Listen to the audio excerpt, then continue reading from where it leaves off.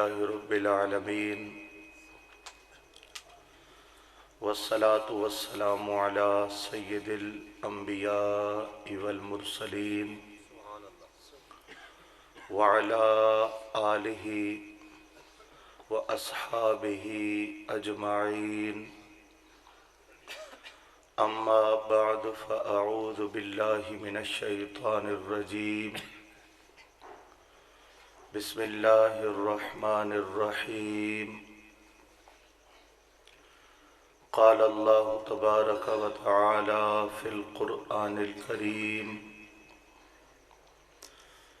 إن الذين يغضون أصواتهم عند رسول الله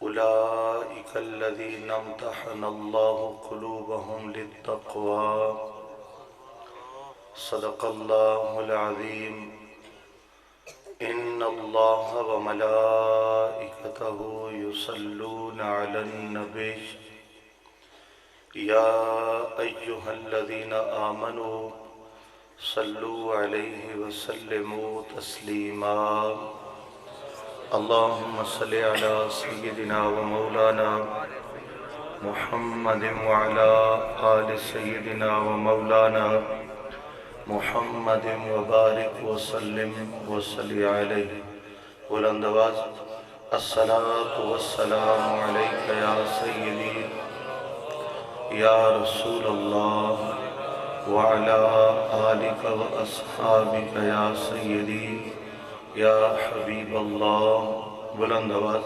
الصلاة والسلام علیک یا سیدی یا رحمت للعالمین وعلى آلك وأصحابك يا سيدي يا خاتم النبيين واجب الاحترام صدر محفل پیر طریقت رہبر شریعت فخر سعادات سید محمد امجد عزیز شاہ صاحب دامت برکاتہم العالیہ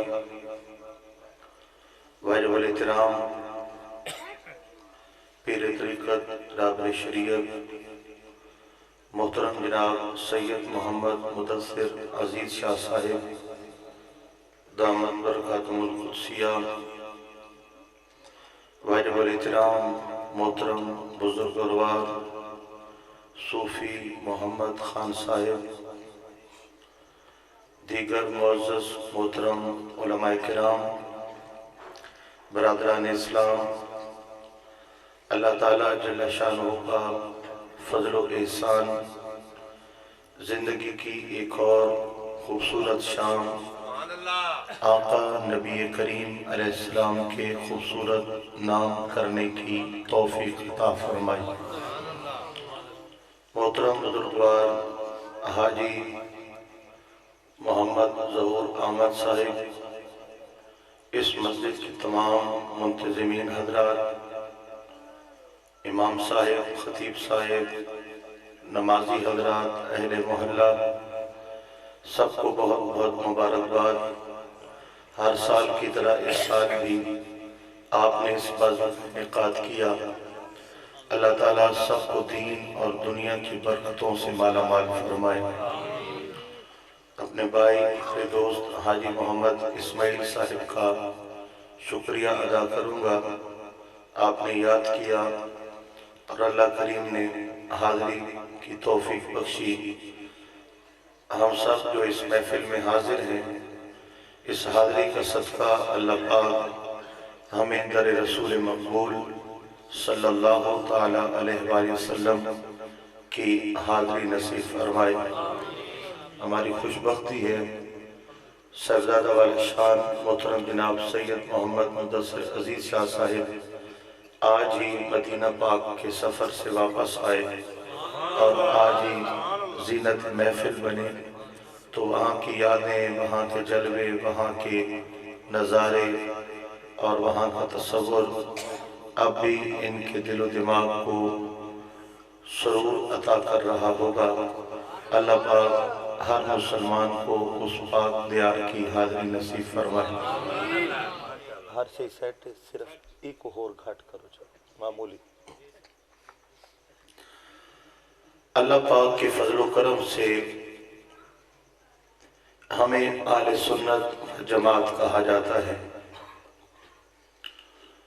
اہل سنت و جماعت سواد اعظم ہے۔ نبی کریم علیہ السلام کی یہ تلقین ہے کہ انتشار اور فتنہ کے دور میں تم سواد اعظم کو مت چھوڑنا۔ سواد اعظم بڑی جماعت کو کہتے ہیں۔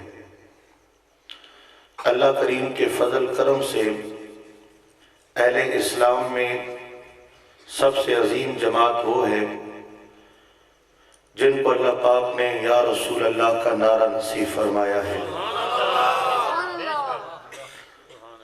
ہمیں اہل سنت و جماعت کے نام سے یاد کیا جاتا ہے۔ سرکار دو عالم علیہ السلام کے ارشاد پاک آپ سنتے سناتے ہیں، 73 فرقے ہوں گے، ایک جنتی باقی جہنمی۔ عرض کیا گیا وہ ایک کون ہے؟ فرمایا ما انا علیہ و اصحابی، جو میرے طریقے پر ہوگا اور صحابہ کے عقیدے پر ہوگا۔ حضور کے طریقے کو سنت کہتے ہیں اور اپنانے والوں کو اہل سنت کہتے ہیں۔ آپ کی اہل بیت اور صحابہ کرام رضوان اللہ تعالی علیہم اجمعین کو جماعت کہتے ہیں، اس لیے جب آقا کا طریقہ اور اہل بیت اور صحابہ کا عقیدہ دونوں کو کوئی شخص اپناتا ہے تو اس کو اہل سنت و جماعت کے نام سے یاد کیا جاتا ہے۔ یعنی ہمارے پاس طریقہ نبی کریم علیہ السلام کا ہے اور عقیدہ وہ ہے جو حضور نے اپنے پیارے اہل بیت اور پیارے صحابہ کرام کو عطا فرمایا۔ اہل سنت کے نزدیک اللہ تبارک و تعالی وحدہ لا شریک ہے، نہ کوئی اس سے بڑھ کر ہے، نہ کوئی اس کے برابر ہے، نہ کوئی اس کے مماثل ہے۔ کل کائنات کا وہ تنہا نظام چلانے والا ہے۔ وہ اپنی کائنات کو چلانے میں کسی کا محتاج نہیں ہے۔ ذرہ ذرہ قطرہ قطرہ ہوا کا ہر جھونکا اللہ پاک کے قبضہ قدرت میں ہے۔ جب کچھ نہ تھا وہ تھا، جب کچھ نہ ہوگا وہ ہوگا۔ وہ ازلی ہے، ابدی ہے، نہ اس کی ابتدا ہے نہ اس کی انتہا ہے۔ جو عقلوں میں آئے وہ خدا نہیں، اور جو خدا ہے وہ عقلوں سے ماورا ہے۔ علام الغیوب ہے، کروڑوں سال پہلے جو ہوا وہ آج دیکھ رہا ہے، کروڑوں سال بعد جو ہونے والا ہے میرا اللہ آج اسے ملاحظہ کر رہا ہے۔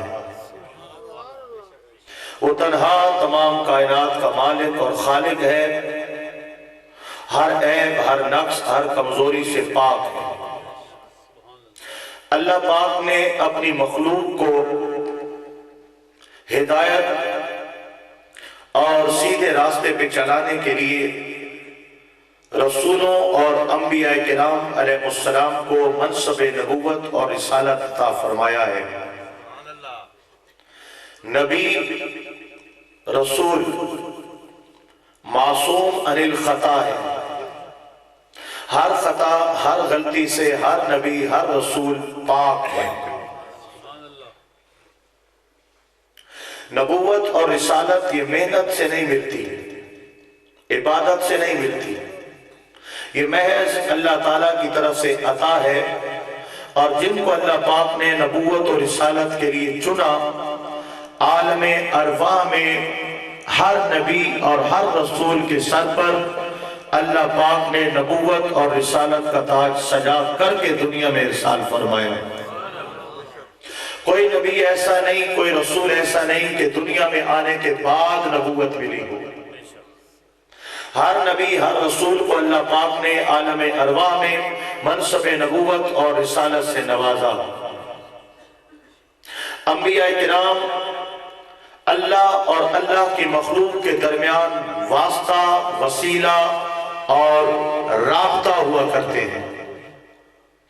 اگر مخلوق اور خالق کے درمیان یہ واسطہ ختم کر دیا جائے تو پھر خداوند تعالیٰ کے ساتھ مخلوق کا تعلق قائم نہیں رہتا۔ دنیا میں ہر آنے والی امتی کے لیے خدا کی توحید کے ساتھ اپنے نبی کی نبوت اور رسول کی رسالت پر ایمان لانا ضروری تھا۔ اگر کسی نے انبیاء کو چھوڑ کر خدا کو مانا تو ان کا ایمان قابل قبول نہ تھا، نہ ہے۔ اللہ پاک نے تمام رسولوں اور نبیوں میں سب سے بلند و بالا مرتبہ آپ کے اور میرے آقا حضرت محمد مصطفیٰ صلی اللہ علیہ وسلم کو عطا فرمایا ہے۔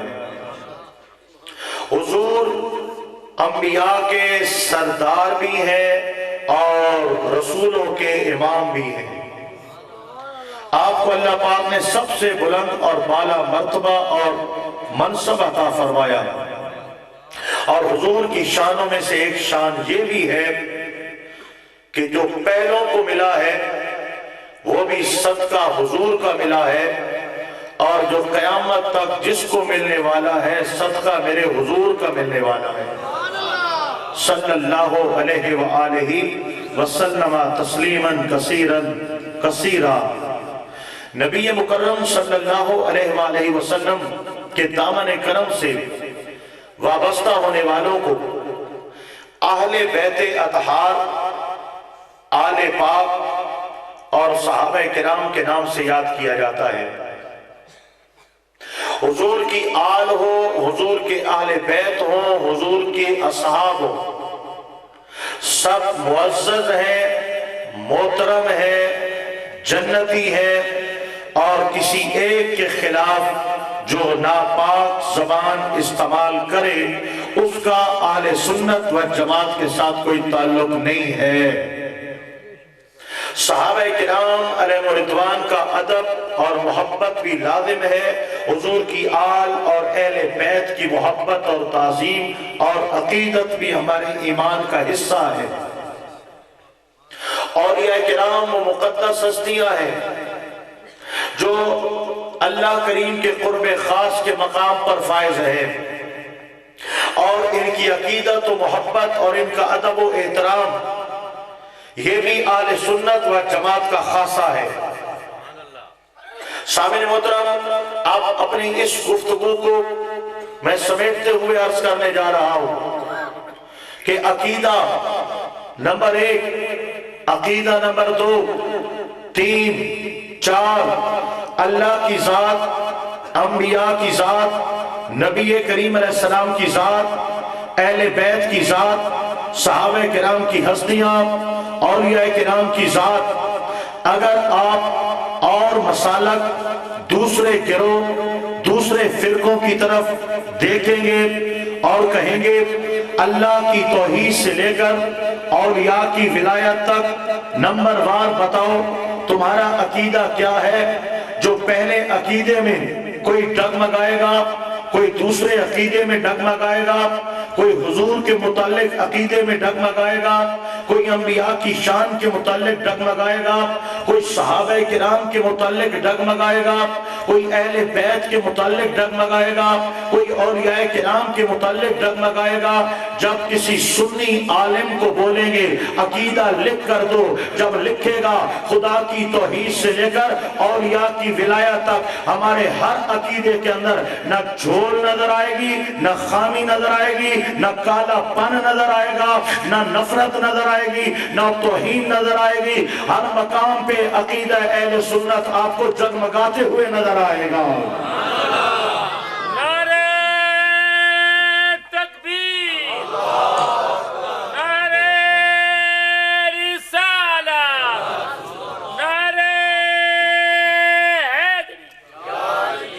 ٹھیک ہے ہن تھوڑا جی سکریچ پہندا پیا سامنے محترم ذرا توجہ کیجئے گا اب ان تمام کے ساتھ تعلق جوڑنا یہ اہل سنت کا عقیدہ ہے اور بھی بہت سی باتیں ہیں آسمانی کتابیں بھی ہیں اللہ کی لا ریب کتاب بھی ہے ملائکہ بھی ہے مرنے کے بعد اٹھنے پہ اعتماد بھی ہے اچھی بری تقدیر بھی ہے یہ بات طول پکڑ جائے گی میں نے یہ چند گزارشات کی اللہ کی ذات کے متعلق عقیدہ انبیاء کرام کی ذات کے متعلق عقیدہ صحابہ کرام کی ذات کے متعلق عقیدہ اہل بیت کرام کی ذات کے متعلق عقیدہ اولیاء کرام کی ذات کے متعلق عقیدہ ان سب سے جڑ کر رہنا یہ لازم ہے ادب کرنا یہ لازم ہے ان سب کے ساتھ اچھا تعلق بنانا یہ لازم اور ضروری ہے اب بظاہر دیکھنے میں ہمیں بہت سے عقیدے نظر آئے اللہ کی ذات ہے صحابہ کرام کی ذات ہے آل بیت کی ذات ہے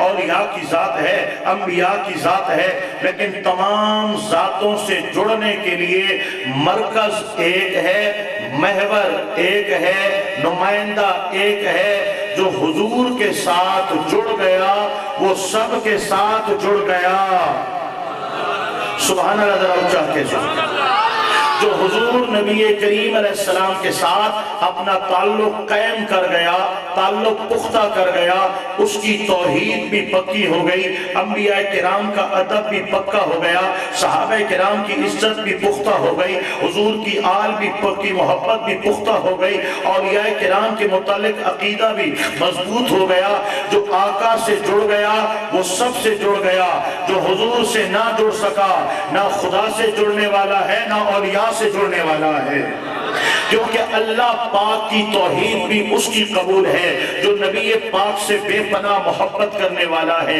انبیاء کرام کی تکریم بھی تب کام آئے گی جب نبی پاک سے پیار کرنے والا ہوگا صحابہ کرام کی عزت بھی تب کام آئے گی جب حضور کی محبت رکھنے والا ہوگا اہل بیت کا پیار بھی تب کام آئے گا جب آقا کی ذات پہ کائنات لٹانے والا ہوگا اہل بیت کو عزتیں حضور کے در سے ملی ہیں آقا کے گھر سے ملی ہیں صحابہ کرام کو مقامات میرے آقا کریم کے گھر سے ملے ہیں در سے ملے ہیں رب ذوالجلال کی پہچان اللہ کا عرفان اللہ پاک کا کلمہ خدا کی توحید کا پتہ اللہ کا کلام اللہ کا قرآن ایمان یہ تمام کی تمام چیزیں اللہ پاک نے واسطہ حضور ہمیں عطا فرمائی ہیں لہذا دوستو ماننا پڑے گا کہ ہمیشہ سے ہمیشہ کے لیے جو ایمان کا دار و مدار ہے اللہ پاک نے وہ ذات مصطفیٰ کو بنا دیا ہے حضور کی ذات کے ساتھ جڑ جانا ضروری ہے میں مختصر انداز میں دلائل دینے جا رہا ہوں اور پھر آ کر کے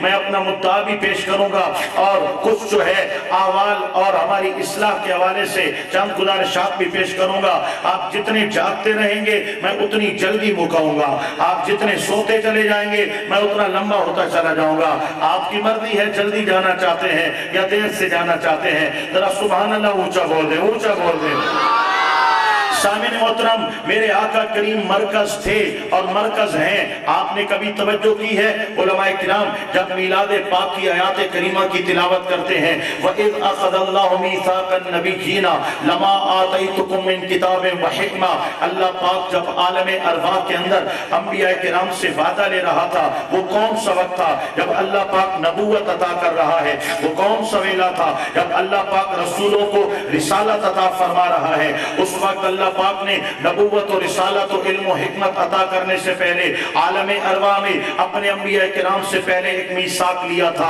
ایک وعدہ لیا تھا میں تمہیں کتاب بھی دوں گا میں تمہیں علم و حکمت بھی دوں گا نبوت و رسالت کے تاج بھی عطا کروں گا کائنات میں جاؤ گے لوگوں کو ایمان کی دعوتیں دو گے تمہاری امتیں کلمہ پڑھیں گی گروہ در گروہ لوگ تمہاری غلامی کریں گے لیکن یہ بات مت بھولنا ثم جاءکم رسول پھر یہ شان والے محبوب اگر جلوہ گر ہو جائے تو تم نے پتہ ہے کیا کرنا ہے لَتُؤْمِنُنَّ بِهِ وَلَتَنْصُرُنَّ خود بھی نام محمد کا کلمہ پڑھ لینا اپنی امتوں کو بھی میرے مصطفیٰ کے حوالے کر دینا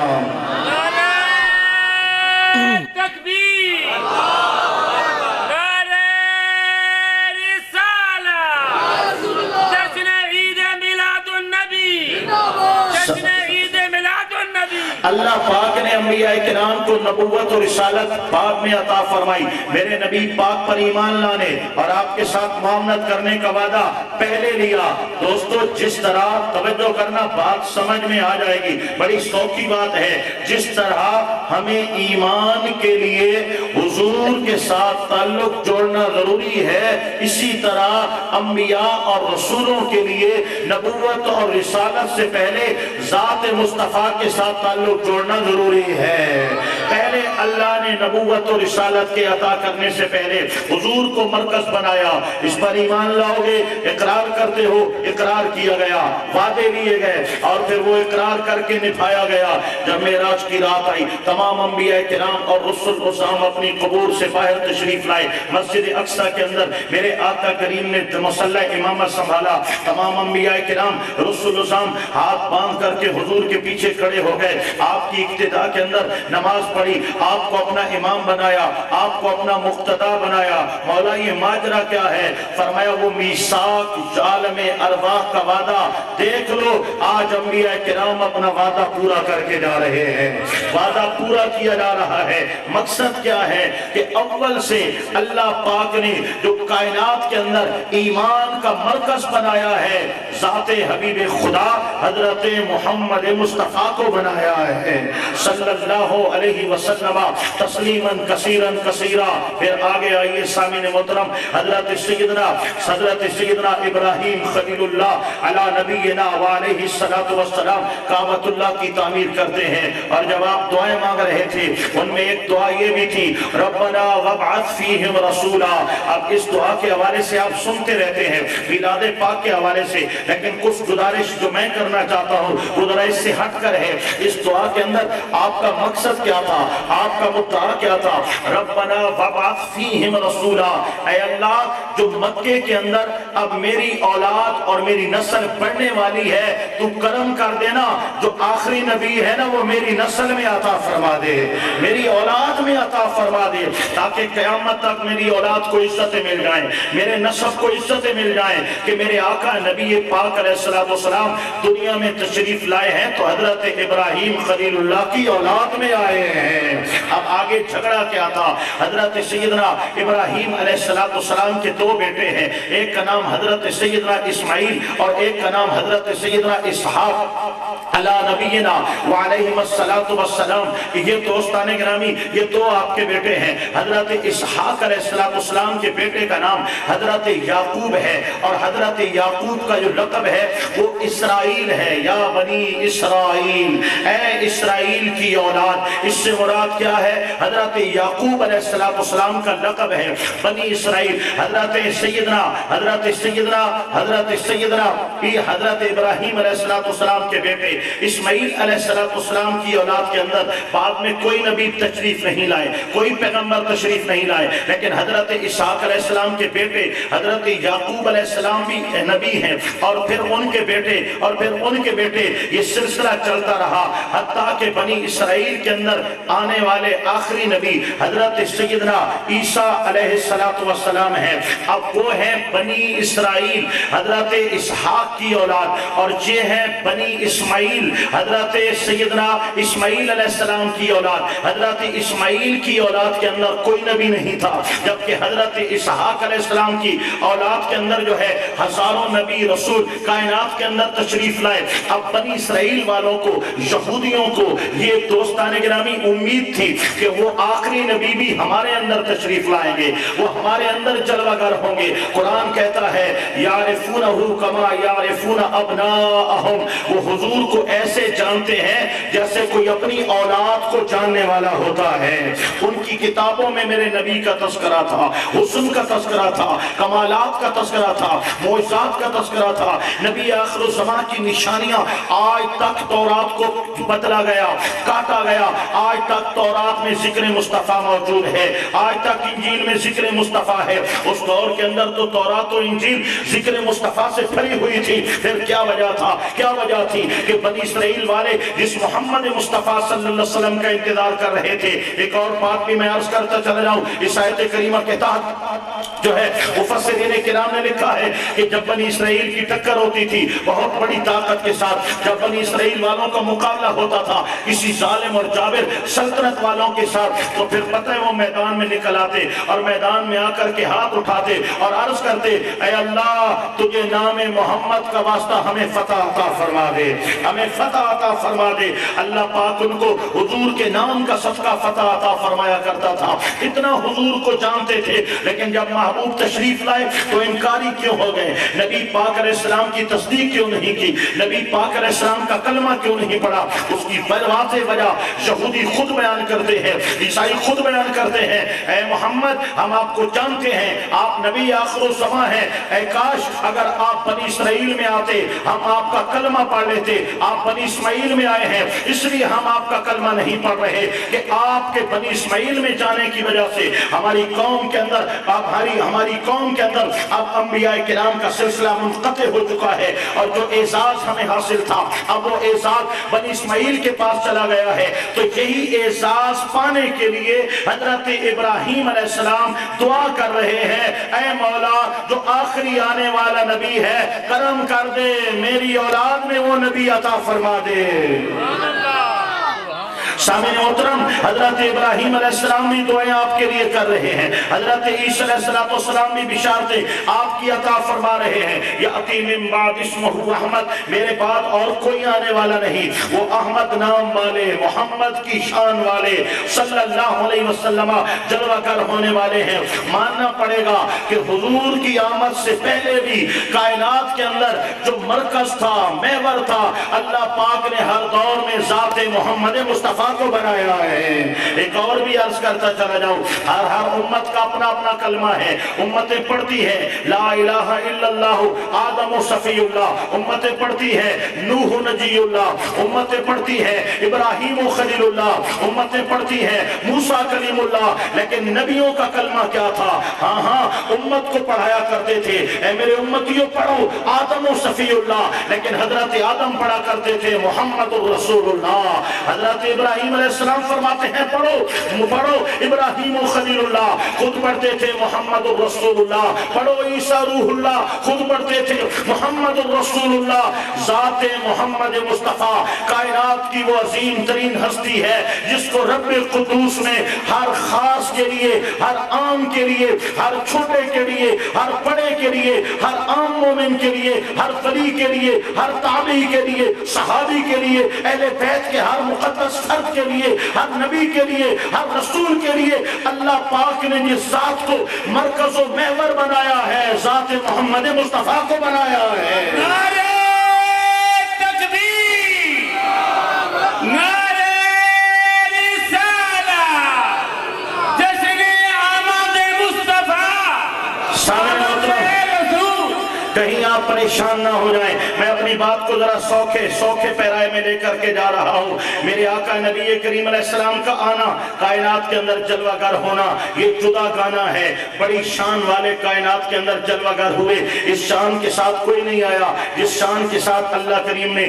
اپنے حبیب مکرم صلی اللہ علیہ وسلم کو مبعوث فرمایا ہے۔ جانتے ہو وہ کیا اہتمام تھے، وہ کتنی اللہ پاک نے نبی کریم علیہ السلام کو عزتوں سے نوازا۔ حضرت سیدہ آمنہ رضی اللہ تعالی عنہ فرماتی ہے، وہ رات میں اپنے آنگن میں تھی، میں نے آسمان کے تاروں کو دیکھا، کبھی جھک جاتے ہیں، کبھی اٹھ جاتے ہیں۔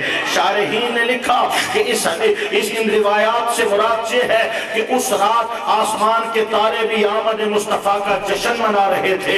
جبریل امین کے ہاتھ میں جھنڈے ہیں، ہزاروں فرشتوں کے جدو کے اندر زمین پہ گردش کر رہے ہیں، آسمانوں پہ پروازیں کر رہے ہیں۔ ایک مشرق میں جھنڈا گاڑا، ایک مغرب میں جھنڈا گاڑا، ایک کعبے کی چھت پہ جھنڈا گاڑا، اور کائنات والوں کو بتا دیا، اے دنیا والوں اب شرق والوں کے رسول بھی محمد مصطفیٰ ہیں، غرب والوں کے رسول بھی محمد مصطفیٰ ہیں۔ جیسے سب کا خدا ایک ہے ویسے ہی، جیسے سب کا خدا ایک ہے ویسے ہی، ان کا ان کا تمہارا ہمارا نبی سارے اونچوں میں اونچا سمجھیے جسے ہے اس اونچے سے اونچا ہمارا نبی سارے اچھوں میں اچھا سمجھیے جسے ہے اس اچھے سے اچھا ہمارا نبی یہ میرے آقا کریم کی شان ہے جبریل امین جھنڈے لہرا رہے ہیں آسمان کے ستارے مسرتوں کا اظہار کر رہے ہیں سب رنگ کے پرندوں کے جھنڈ آتے فرشتے پرندوں کی صورت میں آتے آپ کے آنگن سے گزرتے اور وہ پڑھتے تھے الصلاۃ والسلام علیکہ یا رسول اللہ اونچا پڑھ دیجئے الصلاۃ والسلام علیکہ یا رسول اللہ فرمایا حضرت آدم علیہ السلام کی زیارت بھی ہوئی فرمایا بیٹا تجھے مبارک ہو تو پاک محمد کی ماں بننے والی ہے بابا اس کی شان کیا ہے فرمایا بیٹا یہ میری اولاد ہے لیکن میرا بھی امام بن کے دنیا میں آ رہا ہے فرمایا وہ رات تھی وہ خوبصورت رات تھی وہ سہانی رات تھی صبح کا وقت قریب آتا جا رہا تھا خوشبوئیں بڑھتی جا رہی تھی راحتوں میں اضافہ ہوتا چلا جا رہا تھا حتیٰ کہ نور پیر کا ویلا آ گیا میرے آنگن کو فرشتوں نے گھیر لیا تھا درود و سلام کی صدائیں آ رہی تھی حوریں سلامیاں دے رہی تھی عرش کے پردے ہٹ چکے تھے خدا کے عرش سے نور کی بارش ہو رہی تھی ہاں انبیاء کرام مبارک بادیں عطا کر رہے تھے ہر طرف خوشبوؤں کے شہر آباد ہو رہے تھے روشنیاں لٹ رہی تھی رحمتوں کا نزول ہو رہا تھا برکتوں کی آبشاریں بہ رہی تھی ان برکتوں میں ان رحمتوں میں ان روشنیوں میں اس نور اور اجالے میں نور پیر کا ویلا آیا میرے پاک محمد کریم کی جلوہ گری کا وقت ہوا جس سہانی گھڑی چمکا طیبہ کا چاند اس دن افروز ساتھ میں لاکھوں سلام حضور کی آمد ہوئی خارج منی نور مجھ سے ایک نور نکلا وہ نور چمکا اتنا چمکا یہ زمین بھی نور سے بھر گئی وہ آسمان بھی نور سے بھر گیا سبحان اللہ نعرہ تکبیر نعرہ رسالت آمد رسول اللہ اکبر ہاتھ لپٹے ہوئے ہیں سر سجدے میں جھکا ہوا ہے میرے آقا کریم حالت سجدے میں ہے اور رب امتی حضور کے ورد صبا ہے پہلے سجدے پہ روے ازل سے درود یادگاری امت پہ لاکھوں سلام آقا کریم کی آمد بابرکت ہے اس انداز کے اندر اور کوئی نہیں آیا میرا اللہ کریم دکھانا چاہتا ہے کائنات والو میں نے ہر حساب سے مصطفیٰ کو بے مثل بنایا ہے بے مثال بنایا ہے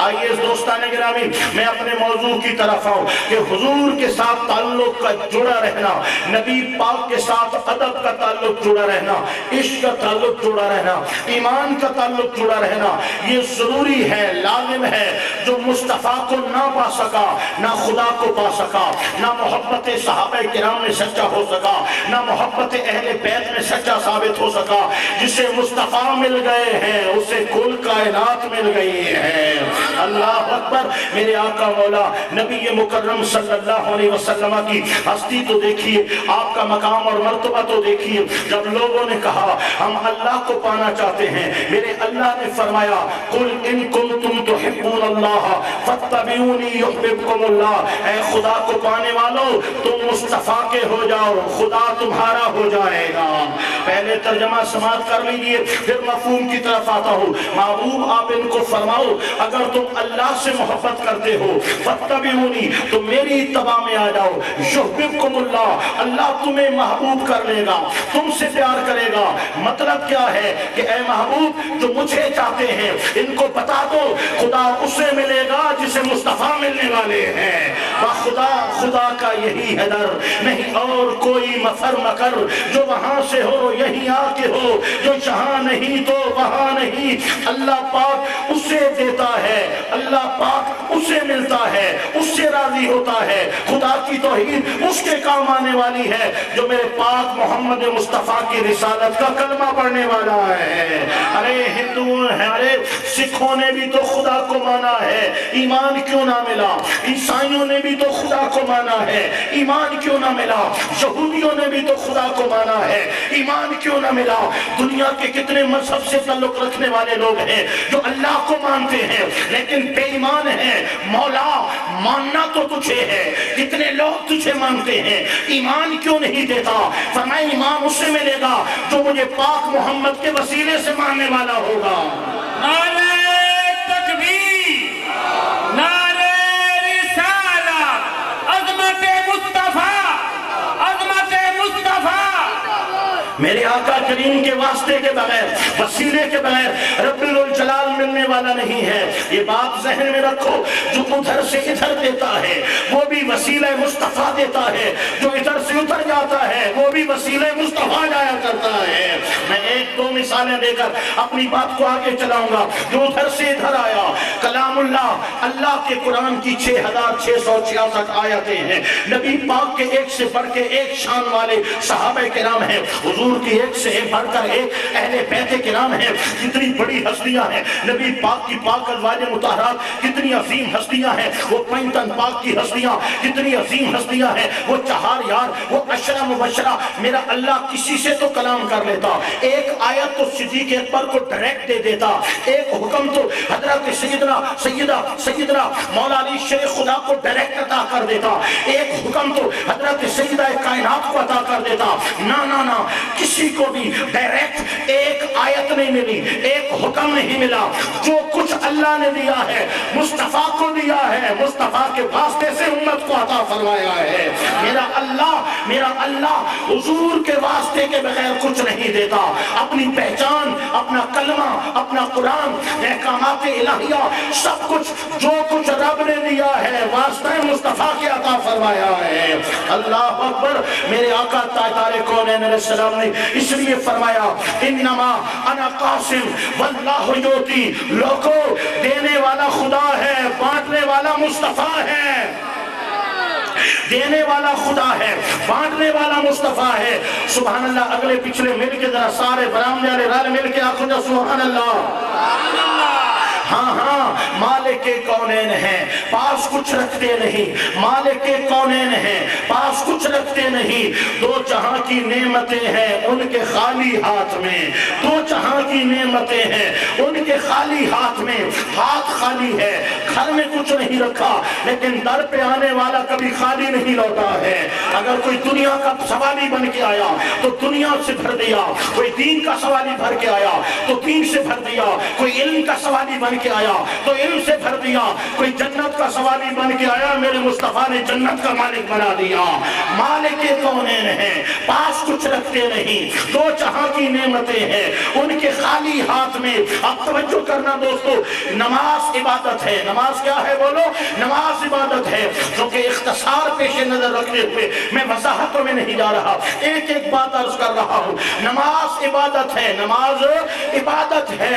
اب دوستو حضور نے ہمیں طریقہ بتایا، قرآن نے کہا اقیم الصلاۃ، نماز پڑھو۔ اے قرآن ذرا بتا اس کی رکعتیں کتنی ہیں؟ فرمایا نہیں بتاؤں گا۔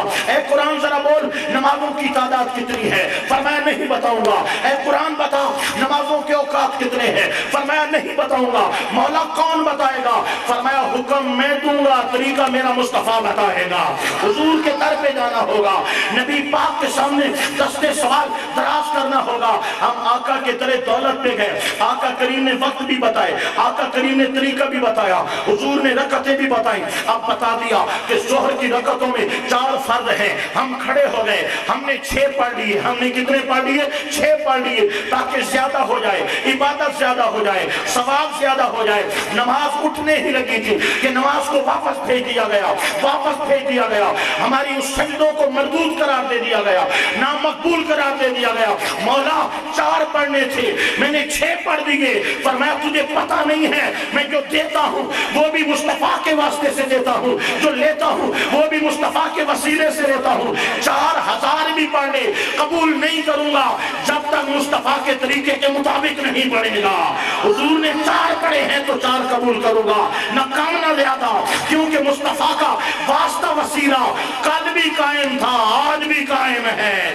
میرے نبی سے میرا رشتہ کل بھی تھا اور آج بھی ہے۔ اپنا سب کچھ گنبد خضرا کل بھی تھا اور آج بھی ہے۔ بتلا دو گستاخ نبی کو غیرت مسلم زندہ ہے، نام نبی پہ کٹ مرنے کا جذبہ کل بھی تھا اور آج بھی ہے۔ نعرہ تکبیر، نعرہ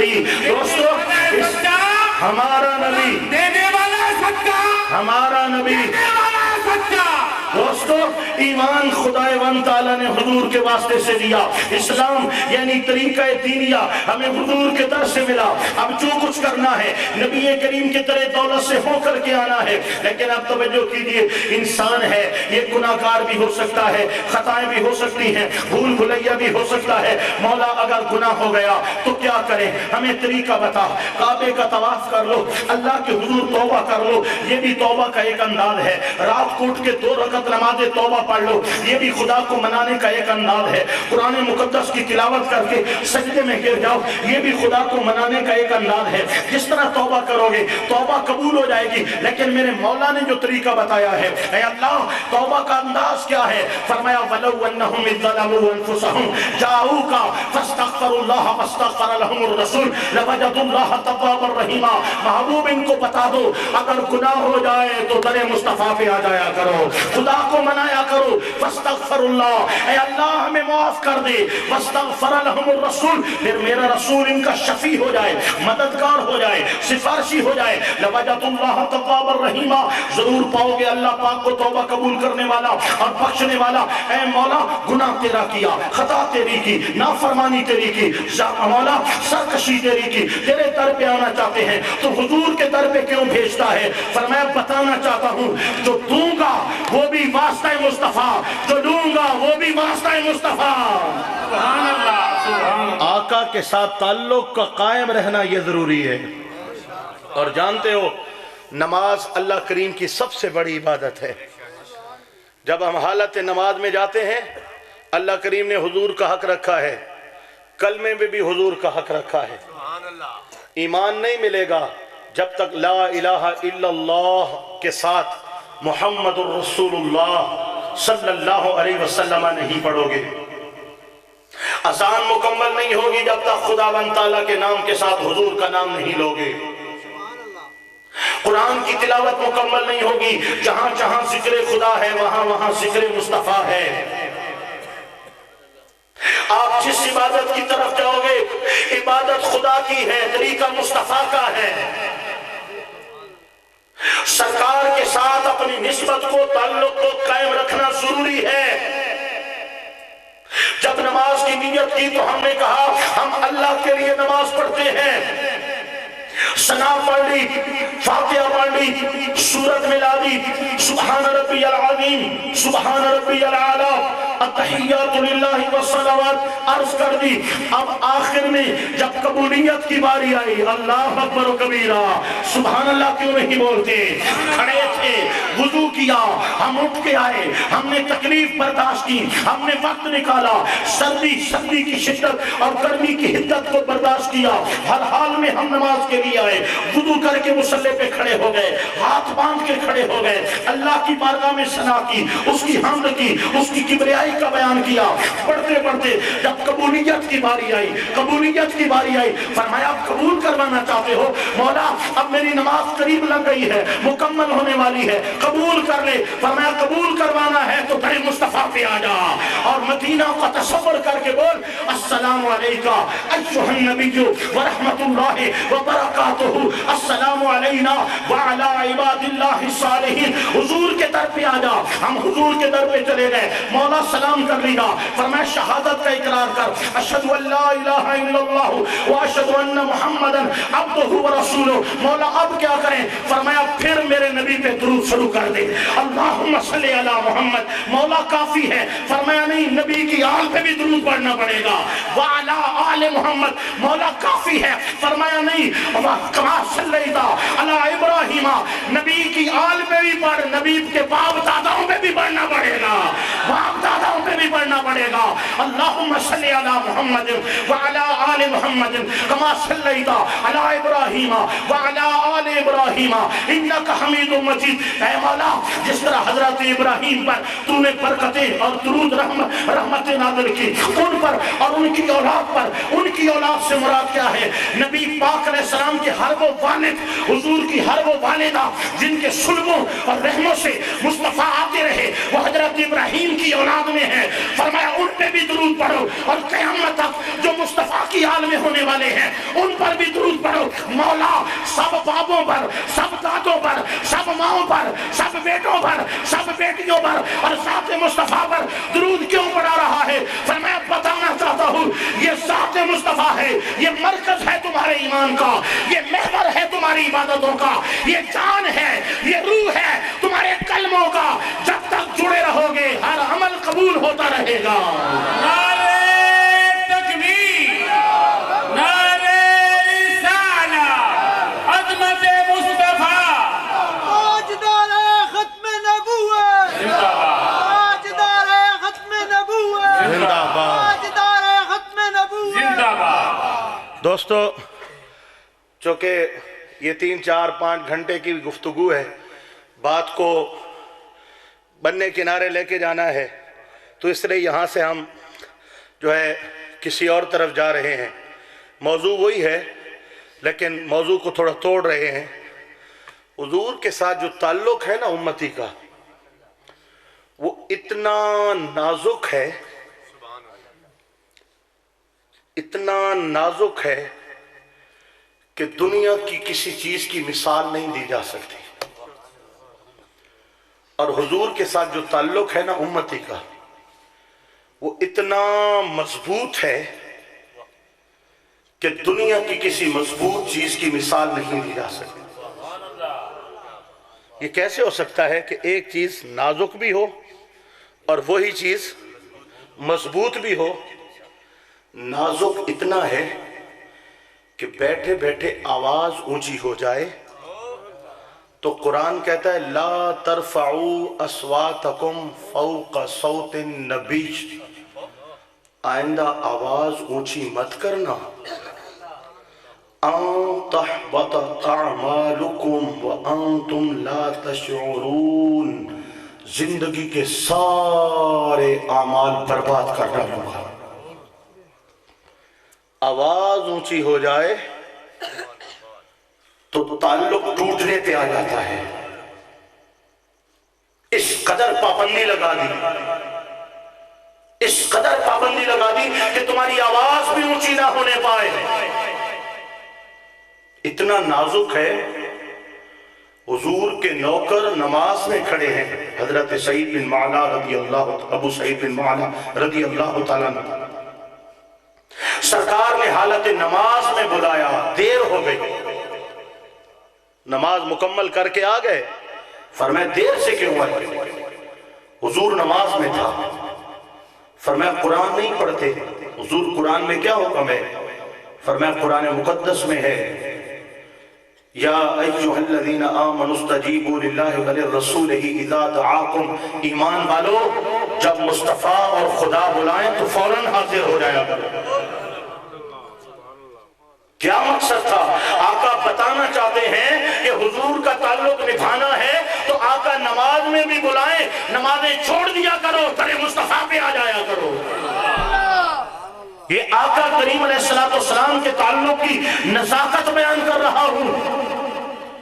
اور یہ اتنا نازک ہے تعلق، یہ دل ایک سمندر ہے، دل دریا سمندروں ڈونگے، کون دلاں دیاں جانے ہو۔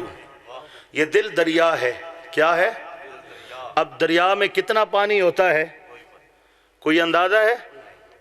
اب علماء کرام نے، فقہا نے چلتے پانی، کھڑے پانی اور اس میں پاک پانی، ناپاک پانی، اس کے مسائل بیان کیے ہیں، اور ایک مقدار بتائی ہے کہ اتنا پانی ہو، کھڑا ہو اور رنگ چینج ہو جائے، ذائقہ چینج ہو جائے تو وہ پانی استعمال کے قابل، مختلف مقداریں بتائی ہیں۔ اب سامعین محترم ذرا توجہ کرنا، کنواں ہے، کنویں میں کوئی چیز گر جائے، کتا گر جائے، کوئی چیز مر جائے، اس سے ڈول، پہلے تو کتا نکالنا پڑے گا نا، پھر اس میں سے پانی اتنا نکالو تب کنواں پاک ہوگا۔ ایسا نہیں ہوتا کہ دریا کے اندر کوئی گندا نالا چھوڑا جائے تو دریا ناپاک ہو جائے۔ ایسا ہمارے شہروں کے تمام گندے نالے دریا میں جا کر کے گرتے ہیں، لیکن دریا پانی حکمن پلید نہیں ہوتا، حکمن پلید نہیں ہوتا، یہ اصول ہے۔ ذرا توجہ کرنا کہ دنیا کی کوئی ناپاکی بھی دریا کو ناپاک نہیں کر سکتی، چاہے جتنی مقدار کے اندر ڈال دی جائے، حتیٰ کہ اس کا ذائقہ اور کلر چینج نہ ہو، لیکن دل کے اندر دریا ہے اور اس دریا کا تعلق حضور کی ذات کے ساتھ ہے۔ اگر آقا کی ذات کے لیے دل کے دریا میں ایک قطرہ بھی میلہ آ جائے تو پورا دریا ناپاک ہو جائے گا، سبحان اللہ، سارا پانی غلاظتوں میں بدل جائے گا، ایک قطرہ بھی قابل استعمال نہیں رہے گا، اندر اندھیرے چھا جائیں گے۔ لہذا یہ اتنا نازک ہے کہ زندگی بھر مصطفیٰ سے جڑ جاؤ، قربتیں پالو، عشق کرو، محبتیں کرو، آقا کی محبت میں گنگے ہو جاؤ، بہرے ہو جاؤ، اندھے ہو جاؤ۔ اگر کوئی حضور کی تعریف سنائے تو سنو، اگر آقا کا گلہ کرے تو بولو تم جھوٹے ہو سکتے ہو، میرے آقا میں یہ عیب نہیں ہو سکتا۔ اگر کوئی آقا کے متعلق بدگمانیاں پیدا کرنے کی کوشش کرے تو بتا دو کہ کائنات کے ہر شخص کو میں غلط کہہ سکتا ہوں، میرے مصطفیٰ سب سے اعلیٰ و بالا ہمارا نبی، ہاں میرے آقا نبی پاک سب سے بلند و بالا ہے۔ یہ تعلق تب تک قائم رہے گا جب تک دل کی تختی پہ ہر طرف نام محمد مصطفیٰ جگمگاتا ہوا نظر آئے گا۔ یہ تو تھی نزاکت، اب اس کی مضبوطی کتنی ہے، اس کی مضبوطی کتنی ہے۔ آقا کریم علیہ السلام کا تعلق آج بھی امت کے ساتھ قائم ہے۔ ہم درود پڑھ رہے ہیں، یہ یک طرفہ تعلق ہے، ہم نمازوں میں سلام پڑھ رہے ہیں، ہم جمعہ کے بعد سلام پیش کر رہے ہیں، ہم ہی لگے ہوئے ہیں، ادھر سے کوئی جواب تو نہیں آ رہا۔ میرے آقا کریم نے پہلے بتا دیا، حیاتی خیر لکم و مماتی خیر لکم، میرے صحابہ میرا یہاں رہنا بھی تمہارے حق میں بہتر ہے اور قبر میں چلے جانا بھی تمہارے حق میں بہتر ہے۔ حضور وضاحت فرمائے جب تک میں تمہارے اندر ہوں قرآن کا نزول ہوتا ہے، وحی کا نزول ہوتا ہے، تم مجھ سے دین کی تعلیم حاصل کرتے ہو، تمہارے لیے بہتر ہے۔ آقا قبر میں چلے جانا، فرمایا جب میں قبر میں چلا جاؤں گا میری قبر میں میری امت کے اعمال مجھ پر پیش ہوتے رہیں گے، اگر تم اچھے عمل کرو گے میں خدا کی ثنا کروں گا، شکر ادا کروں گا، اگر تم برے عمل کرو گے میں قبر میں بیٹھ کے بھی امت کے لیے دعا کروں گا۔ نعرہ تکبیر، نعرہ رسالت، عظمت مصطفیٰ۔ کیا سمجھتے ہو کہ اتنے بڑے گناہ کر کے بھی زندہ ہیں تو کیا ہمارا اپنا کمال ہے؟ کیا سمجھتے ہو کہ آج بھی یہ شکلیں نہیں بدلی تو یہ ہمارا کمال ہے؟ کیا سمجھتے ہو کہ لاکھ بار توبہ توڑ کر بھی اللہ نے ہمیں بے پرد نہیں ہونے دیا، اس میں کچھ ہمارا کمال ہے؟ کیا سمجھتے ہو غریبوں کا مال بھی کھا چکے ہیں، شرابیں بھی پی چکے ہیں، ماں باپ کو گالیاں بھی دے چکے ہیں، ہر غلط کام بھی کر چکے ہیں، اس میں ہمارا کمال ہے کہ ہم زندہ ہیں، ہم سلامت ہیں؟ یہ مصطفیٰ کی دعائیں ہیں جو آج بھی حضور قبر سے کر رہے ہیں، مصطفیٰ کی دعا نے ہمیں آج بھی سنبھالا ہوا ہے۔ اور دوستو وہ قبر کی وادی جہاں پر باپ بھی جاتا ہے تو مٹی ڈال کے واپس آ جاتا ہے، بیٹا بھی واپس پلٹا، بھائی واپس پلٹا۔ نبی کریم علیہ السلام نے فرمایا کہ جب تم مردے کو دفنا کے چلتے ہو تو وہ تمہاری واپسی پر تمہارے پاؤں کی جوتوں کی آواز اپنی قبر میں سنتا ہے۔ عام مردہ بھی جوتوں کی آواز سنتا ہے تو پھر اللہ کے نیک بندوں کا قبروں میں کیا مقام ہوگا، ان کا قبروں میں کیا حال ہوگا، اللہ پاک نے ان کو کتنا نوازا ہوگا۔ سرکار دو عالم نور مجسم صلی اللہ علیہ وسلم نے فرمایا وہ تمہارے قدموں کی آواز سنتا ہے جب ہمارے گھر والے لوٹ کے چلے۔ اب یہاں پر سننے سے مراد یہاں پہ شارحین نے بڑا لکھا ہے، فرمایا اس کا ذکر کیوں کیا، اس کا ذکر کیوں کیا کہ وہ تمہارے قدموں کی آواز، جوتوں کی آواز سنتا ہے۔ اس میں ایک وجہ یہ بھی بیان فرمائی کہ جب وہ سنتا ہے نا کہ وہ بھی گیا، وہ بھی گیا، وہ بھی گیا، یہ جوتوں کی آواز دور ہوتی چلی جاتی ہے اور مردے کا قبر میں دل اور دم گھٹتا چلا جاتا ہے۔ میرا بابا بھی گیا، میرا بھائی بھی گیا، میرا دوست بھی گیا، میرا بیٹا بھی گیا، میرے جگری یار بھی گئے، سب چلے گئے، ہائے اب کیا ہونے والا ہے؟ فرمایا ایک سوال ہوا، دوسرا سوال ہوا اور گھبرا گیا، ارے کوئی ہے جو قبر کی تنہائیوں میں میرے کام آئے، کوئی ہے جو قبر کی وحشتوں میں اجالوں کا سبب بنے، کوئی ہے جو جہاں پر میرا مونس و غمخوار بن کے آئے۔ فرمایا یہی تو حضور کا تعلق ہے، جہاں سارے تعلق ٹوٹ گئے ہیں، قبر میں بھی کوئی آئے گا تو میرا مصطفیٰ آئے گا۔ نعرہ تکبیر، نعرہ رسالت، عظمت مصطفیٰ۔ یہ کتنا پختہ تعلق ہے، نہ قبر میں ٹوٹا ہے نہ قیامت میں ٹوٹنے والا ہے۔ ہاں میرے آقا کریم سے سوال کیا انس بن مالک رضی اللہ تعالیٰ عنہ نے، آقا قیامت میں شفاعت فرمائیں گے؟ فرمایا ضرور فرماؤں گا۔ کہاں ملیں گے؟ فرمایا میزان پہ آ جانا، میں اپنے امتیوں کے اعمال کے پلڑے بھاری کروا رہا ہوں گا۔ آقا اور کدھر ملیں گے؟ فرمایا کوثر پہ آ جانا، میں گناہگاروں کو کوثر کے جام پلا رہا ہوں گا۔ آقا اور کدھر ملیں گے؟ فرمایا پل صراط پہ آ جانا، رب سلم امتی کہہ کہہ کے امتیوں کو پار چلا رہا ہوں گا۔ ارے جہاں ماں چھوڑ گئی، جہاں باپ بھاگ گیا، جہاں رشتے ناطے منقطع ہو گئے، قیامت کے اندر جدھر بھی جاؤ گے سامنے میرے محمد مصطفیٰ کا چمکتا چہرہ نظر آئے گا۔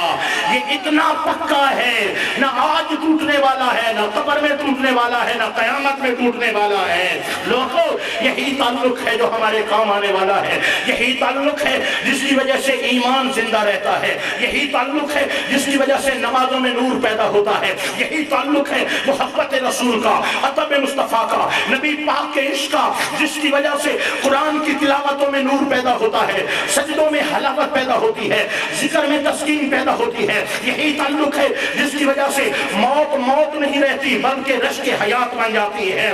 ہاں ہاں یہی جو ہے تعلق ہے جس کی وجہ سے قبر میں نور اور روشنیاں بھر جائیں گی۔ یہی قبر ہے جس کے سبب قیامت کے میدان میں اللہ کے رسول کی شفاعتوں کی ہمیں اللہ پاک دولت عطا کرنے والا ہے۔ اس لیے آؤ کائنات کے تعلقات رہے یا نہ رہے، دنیا کی دوستیاں رہے یا نہ رہے، سیاسی تعلقات رہے یا نہ رہے، یہ حسب نسب کے تعلق باقی رہے یا نہ رہے، یہ کاروباری تعلق باقی رہے یا نہ رہے، یہ رشتہ داری تعلق باقی رہے نہ رہے، حضور کے اتنے قریب ہو جاؤ، نبی کا اتنا پیار اپنے سینوں میں سنبھالو، عشق مصطفیٰ کی ایسی شمع روشن کر لو، حضور کی محبتوں کا وہ سیلاب اپنے سینوں میں بپا کر لو کہ کاٹ دیا جائے، کٹ کر بھی قطروں سے بھی یا رسول اللہ کے ناموں کی صدا آتی رہے، جیل کی کوٹڑیوں میں کیوں نہ ڈال دیا جائے، سولیوں پہ کیوں نہ لٹکا دیا جائے، ہمیں جھنجھوڑ کے عشق محمد مصطفیٰ سے دور کرنے کی کوشش کیوں نہ کی جائے۔ ہم بتائیں، ہم لٹ جائیں گے، مر جائیں گے، ہمارے ٹکڑے کر دو، سولیوں پہ لٹکا دو، صحابہ کی طرح ہم صحراؤں میں تڑپیں گے لیکن یا محمد کے نعرے لگاتے رہیں گے۔ ہاں ہاں ہماری بدن سے روح تو نکالی جا سکتی ہے لیکن سینے سے عشق محمد مصطفیٰ نہیں نکالا جا سکتا۔ ہمارا جینا بھی مصطفیٰ کے لیے ہے، مرنا بھی مصطفیٰ کے لیے ہے۔ نعرہ تکبیر، نعرہ رسالت، لبیک لبیک یا رسول، لبیک لبیک یا رسول اللہ، لبیک لبیک۔ یا رسول۔ دوستو میں نے قرآن کی تلاوت آیت کریمہ تلاوت کی تھی، ان الذین یغضون اصواتهم عند رسول اللہ، جو میرے حضور کی بارگاہ میں اپنی آوازوں کو نیچا کرتے ہیں۔ ان آواز نیچا کرنے سے مراد حضور کا ادب کرتے ہیں، حضور کا اولئک الذین امتحن اللہ قلوبہم للتقوی، یہ وہ لوگ ہیں جن کے دلوں کو اللہ نے تقوی کے لیے پسند کر لیا ہے۔ حضور کے ادب کی وجہ سے اللہ پاک دلوں کو تقوی عطا فرماتا ہے، دلوں کو ایمان کی دولت عطا فرماتا ہے، دل کی دنیا کو طہارت عطا فرماتا ہے۔ یہ نسخہ ہے حضور کی محبت جس سے بدن کو بھی تقوی نصیب ہو جاتا ہے اور دل اور قلب و روح کی دنیا کو بھی اللہ پاک تقوی کی دولت سے مالا مال کر دیتا ہے۔ کائنات میں ہماری جمع پونجی کل کائنات نبی کریم علیہ السلام کی محبت ہے۔ آخری 10 منٹ گزارشات۔ اللہ پاک کا فضل ہے ہم حضور کے سب نوکر اور خادم بیٹھے ہیں۔ اللہ پاک نے ہمیں آقا کریم علیہ السلام سے بے پناہ محبتیں عطا فرمائی۔ پوری دنیا میں ربیع الاول شریف کے ماہ مقدس میں دنیا سج جاتی ہے۔ یہ غیر مسلموں کے لیے، حضور کے گستاخوں کے لیے پیغام ہے کہ تم امت کو نبی کریم سے توڑنا چاہتے ہو، امت تو اور حضور کے ساتھ جڑتی چلی جا رہی ہے۔ سرکار کے نام کی محافل، محافل میلاد مصطفیٰ صلی اللہ علیہ وسلم دنیا میں لاکھوں کی تعداد میں ہوتی ہیں۔ اسلامی ممالک میں پاکستان بھی ایک بڑا ملک ہے جس میں سب سے زیادہ حضور کے ذکر اور آپ کے میلاد پاک کے نام کی محفلوں کا انعقاد ہوتا ہے۔ جتنی محفلیں آج سے 100 سال پہلے ہوتی تھیں، اب اس سے 1000 گنا زیادہ محافل ہو رہی ہیں۔ اچھی بات ہے۔ وَرَفَعْنَا لَكَ ذِكْرَكَ وَلَلْآخِرَةُ خَيْرٌ لَكَ مِنَ الْأُولَىٰ۔ لیکن ایک خامی بھی ہے۔ جتنا نماز، روزہ، ذکر، تلاوت اور خدا کا خوف اور دین پہ عمل کرنے کا جذبہ آج سے 100 سال پہلے تھا، آج اس سے 100 گنا کم ہو چکا ہے۔ محفلیں زیادہ ہو چکی ہیں اور جذبہ عمل پہلے سے بہت زیادہ کم ہو چکا ہے۔ اس کی وجوہات بہت سی ہیں، جن میں سے ایک وجہ یہ بھی ہے، محفل تو ہم نے کی لیکن محفل کے تمام مقاصد کی طرف ہم نے توجہ نہیں کی۔ ایک مقصد یہ بھی ہے کہ محفل کر کے حضور نبی کریم علیہ السلام کا ذکر کر کے اپنے دلوں کو نور بخشا جائے۔ مقصد یہ بھی ہے حضور کا ذکر کر کے اپنی قوم کا عقیدہ پکا کیا جائے۔ ایک مقصد یہ بھی ہے کہ غیر مسلموں پر اظہار کیا جائے کہ دیکھو نبی کریم کے غلاموں کا کل بھی تعلق قائم تھا، آج بھی تعلق قائم ہے۔ ایک مقصد یہ بھی تھا جس کو ہم نے بھلا دیا کہ قوم کو اکٹھا کیا جائے، علماء کے سامنے بٹھایا جائے اور آنے والے خطیب، مقرر، مبلغ قوم کی دینی تربیت کر کے جائیں، ان کو نماز روزے کی اہمیت اجاگر کر کے جائیں۔ آپ حضرات بیٹھے ہیں، یہ بچے خاموش تھی، کوئی دکاندار ہے، کوئی ملازم ہے، کوئی طالب علم ہے، کوئی زمیندار ہے، دنیا کے مختلف شعبۂ زندگی سے تعلق رکھنے والے لوگ موجود ہیں۔ آپ میں سے ہر شخص کہ یہ بس کی بات نہیں ہے کہ آپ دین پڑھ سکیں، مدارس میں جا سکیں، حالانکہ پڑھنا چاہیے۔ حلال حرام کے مسائل کا ہر شخص کو پتہ ہونا چاہیے، فرائض واجبات کا ہر شخص کو پتہ ہونا چاہیے۔ آپ کو موقع نہیں ملتا، ہم توجہ نہیں کرتے، حالانکہ دنیا پڑھنے کے لیے ہم 20-20 سال مستغرق رہتے ہیں، دین پڑھنے کے لیے ہم 1 مہینہ بھی صرف نہیں کرتے۔ اب سنیے گا، اب آپ کے پاس وقت نہیں ہے، آپ مصروفیات میں لگن مگن ہیں، تو ایک بہانہ ہے کہ حضور کے نام کی محفل سجائی جائے، لوگوں کو بلایا جائے اور بلا کر کے حضور کا ذکر کر کے ان کے سخت دلوں کو نرم کیا جائے۔ جب لوہا نرم ہو جائے تو پھر ان کو نماز روزے کی تلقین کر کے خدا اور رسول سے جوڑ دیا جائے۔ لیکن نعرے لگتے ہیں، نوٹ اڑتے ہیں، کبھی سجا ہاتھ کھلا کرو، کبھی کھبا ہاتھ کھلا کرو، تو کبھی جھوم کے بولو، تو کبھی اٹھ کے بولو، تو کبھی بیٹھ کے بولو، لیکن نماز روزہ اور دین کی تلقین سے ہماری محافل آج عاری ہو چکی ہے۔ پوری رات کی محفل میں اگر ایک بے نماز کو بھی ہم نمازی نہ بنا سکے، ہمارے اجتماع کا کیا فائدہ؟ تو اس لیے میں کچھ آپ سے کہنا چاہتا ہوں۔ سب سے پہلے گزارش یہ ہے، نماز کے بغیر مسلمان کسی کام کا نہیں ہے۔ حضرت ابراہیم علیہ السلام نے اللہ پاک کا شکر کیا، مولا تو نے مجھے بڑھاپے میں حضرت اسحاق عطا فرمائے، حضرت اسماعیل علیہ السلام عطا فرمائے، تیرا شکر ہے، لیکن پھر دعا کیا مانگی؟ رب اجعلنی مقیم الصلاۃ ومن ذریتی، مولا مجھے بھی نمازی رکھنا، میری اولاد کو بھی نمازی بنانا۔ اولاد وہ کام کام کی ہے جو نمازی ہے. جو اولاد نمازی نہیں ہے وہ کچرا ہے, کچرا. وہ دنیا میں تو آپ کے کام آ جائے شاید, مرنے کے بعد آپ کے لیے عذاب ہے. وہ بیٹا بھی, وہ بیٹی بھی, وہ اولاد بھی جس کی آپ نے اسلامی تربیت نہیں کی ہے. اور نماز پڑھنے والا کیا مانگتا ہے؟ ربنا اغفر لی ولوالدی, مولا مجھے بخش دے, میرے ماں باپ کو بخش دے. اگر آپ نمازی ہیں تو آپ ہر نماز میں اپنے والدین کی مغفرت کی دعا مانگتے ہیں, اور خود بخود اس دعا کے اثر سے اللہ پاک ان کو قبروں میں راحت عطا فرماتا ہے.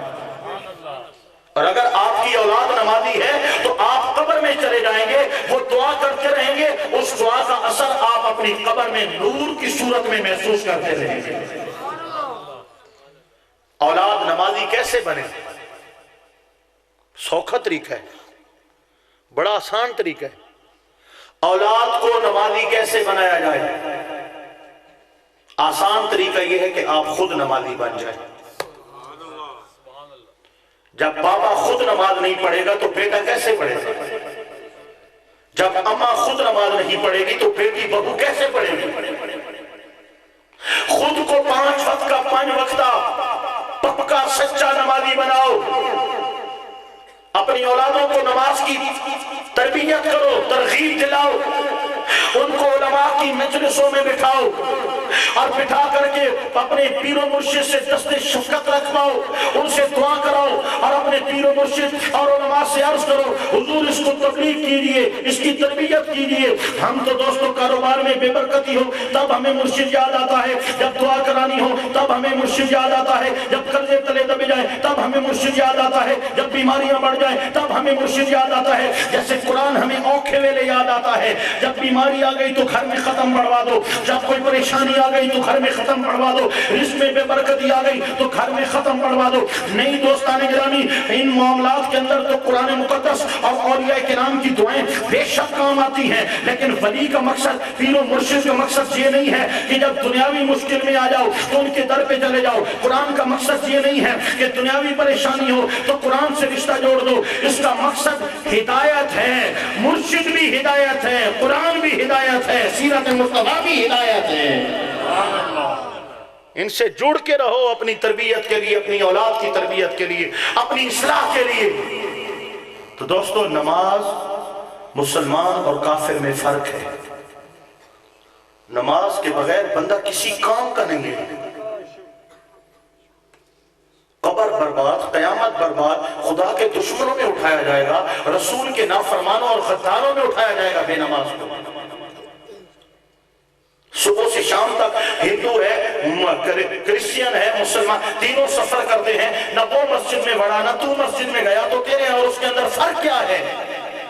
تو اللہ کو مانتا ہے تو اللہ کی پوجا کر, خدا کی بندگی کر. معبودان باطلہ ہیں, ہندوؤں کے بت جھوٹے خدا ہیں, کوئی لکڑ کے بناتا ہے, کوئی پتھر کے بناتا ہے, وہ جھوٹے خداؤں کو سجدہ کرتا ہے. تو سچے خدا سے اٹھا ہوا ہے, سچے خدا سے دور بھاگتا ہے. نماز پڑھنی چاہیے یا نہیں پڑھنی چاہیے؟ جو پڑھیں گے وہ ہاتھ کھڑا کریں. سب نے پڑھنی ہے انشاءاللہ. اونچی آواز سے بولیں, بلند آواز سے بولیں انشاءاللہ. آخری گزارش, سامعین محترم, ہر دور میں نوجوان نسل کی تباہی کے مختلف اسباب بنتے ہیں. مقصد اس کام کا یہ نہیں ہوتا کہ نوجوان کو تباہ کیا جائے, مقصد کچھ اور ہوتا ہے, لیکن مسلمان اس کا استعمال غلط کرتا ہے. فی زمانہ انٹرنیٹ, سوشل میڈیا کا دور ہے, اور ہماری نوجوان نسل تباہی کے آخری دہانے پہ کھڑی ہوئی ہے. سوشل میڈیا پر کیا کچھ ہو رہا ہے, نوجوان کیا کر رہا ہے, یہ مجھ سے زیادہ آپ بہتر جانتے ہیں. لیکن ایک بات کان کھول کے سن لیں, اس میں ایمان کی تباہی تو ہے,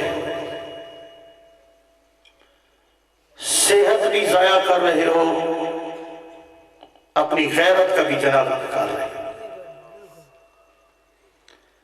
50 سال کے بعد گردے ختم ہوتے تھے کسی کے، 50 سال کی عمر کے بعد گھٹنوں جواب دے جاتے تھے یا ریڑھ کی ہڈی جواب دے جاتی تھی کسی 50 سال کے بعد جگر جواب دے جاتا تھا۔ آج کل 20 25 30 سال کے نوجوانوں میں یہ بیماری عام ہو چکی ہے۔ ڈاکٹر حیران ہو گئے، بھئی یہ بوڑھوں والی بیماریاں ہیں، جوانوں میں کہاں سے آ گئی؟ تحقیق کرنے پہ پتہ چلا کہ اگر 100 کیس آتے ہیں نوجوانوں میں یہ بوڑھوں والی بیماریوں کے، تو ان میں سے 70% وہ نوجوان ہیں جنہوں نے موبائل فون کو غلط استعمال کیا، جس کی وجہ سے اپنی جوانی ضائع کر بیٹھے۔ گردے ختم ہو گئے، جگر ختم ہو گیا، گھٹنے ختم ہو گئے، ریڑھ کی ہڈی جواب دے، شادی سے پہلے بوڑھا ہو گیا، پانچ پن بے اولادی کا سلسلہ بڑھتا چلا جا رہا ہے، اس وجہ سے کہ موبائل فون پر جو غلط فحش استعمال ہو رہا ہے، غلط مواد دیکھا جا رہا ہے، غلط قسم کی گفتگو ہو رہی ہے، غلط کام ہو رہے ہیں۔ نوجوان شب و روز اپنی جوانی اور اپنی خیرات کو ضائع کر رہا ہے، دین سے گیا، ایمان سے گیا، صحت سے بھی گیا، غیرت کا بھی جنازہ نکل گیا۔ خدا کا ڈر نہیں ہے، اپنی جوانی کا تو خیال رکھو۔ اللہ کریم کا خوف سینوں سے نکل گیا تو کم از کم یہ تو خوف رکھ کہ بڑھاپے سے پہلے، جوانی سے پہلے کہیں برباد نہ ہو جائے، ایسا نہ ہو۔ ان بطش ربک لشدید، تمہارے رب کی پکڑ بڑی سخت ہے، وہ جب پکڑتا ہے تو نشان عبرت بنا دیتا ہے۔ پھر توبہ کا کیا فائدہ؟ جب جوانی ضائع ہو گئی، موت سر پہ منڈلا رہی ہے، ہائے میں نے کیا کیا ہے، کاش میں ایسا نہ کرتا۔ شیطان سے بچنے کا، نفس کو کنٹرول کرنے کا بہترین طریقہ 5 وقت کی نماز، قرآن کی تلاوت اور موت کو کثرت سے یاد کیا کریں۔ یہ سوشل میڈیا پہ دیکھتے ہو کتنے پیارے نوجوان دنیا سے جا رہے ہیں، ان کو دیکھ کر عبرت پکڑا کرو۔ آج وہ گیا، کل میں بھی جانے والا ہوں۔ نہیں جی میں تو 50 30 تھا مرسا، نہیں دوستوں کوئی لکھوا کے نہیں لایا، ماں کے پیٹ میں بھی بچہ دم توڑ جاتا ہے۔ 5 سال کے مہکتے پھول دنیا کو چھوڑ کر کے چلے جاتے ہیں، 25 سال کے خوبرو جوانوں کو بھی قبر میں اترتے دیکھا ہے۔ کچھ خبر تھی کہ راستے میں ٹرین کو آگ لگے گی اور 70 افراد جل کر بھسم ہو جائیں گے۔ موت کسی بھی موڑ پہ ملاقات ہو سکتی ہے، اچانک آنے والی ہے موت۔ اس موت کو یاد کیا کرو، خدا کے خوف سے رویا کرو، اور پھر بھی اگر بات نہ بنے تو پھر تہجد کی نماز شروع کر دو۔ تہجد کے وقت اٹھ کر وضو کر کے جو مالک کی بارگاہ میں جھکنے کا مزہ ہے، خدا کی قسم کائنات کے کسی نشے میں وہ لطف نہیں ہے۔ دنیا کی محفلوں میں ہنسے ہوں گے، لطف اٹھایا ہوگا، انجوائے کیا ہوگا، لیکن کائنات کا کوئی لطف اتنا نہیں ہے جتنا راتوں کو اٹھ کے مصلوں پہ آنسو بہانے میں اللہ پاک مزہ عطا فرماتا ہے۔ لیکن کسی نے یہ نشہ لیا ہو، کسی نے یہ جام پیا ہو تو وہ جانے محبت خدا وہ کیا۔ اور نوجوان نسل کے بگڑنے کی ایک وجہ یہ بھی ہے کہ ہم نے شادیوں کو مشکل بنا دیا ہے، ہم نے نکاح کو انتہائی دشوار بنا دیا ہے۔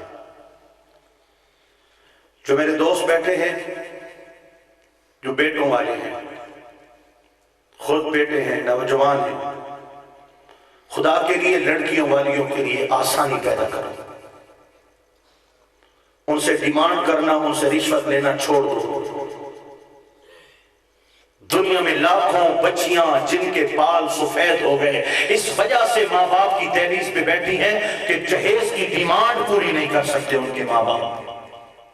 غربت نے ان کے گھر ڈیرے ڈالے ہوئے ہیں، اور جو بھی بچی کا رشتہ دیکھنے جاتا ہے وہ ساتھ لمبی فہرست لے کے جاتا ہے، ہمیں یہ چاہیے، یہ چاہیے، یہ چاہیے۔ یہ رشوت ہے، حرام ہے۔ ماں باپ خوشی سے تو دے رہے ہیں، وہ آپ کے لیے جائز ہے، لیکن ڈیمانڈ کرنا رشوت ہے، حرام ہے، یہ بلیک میلنگ ہے کہ بیٹی کا باپ ہے مجبور ہو کے ایسا کرے گا۔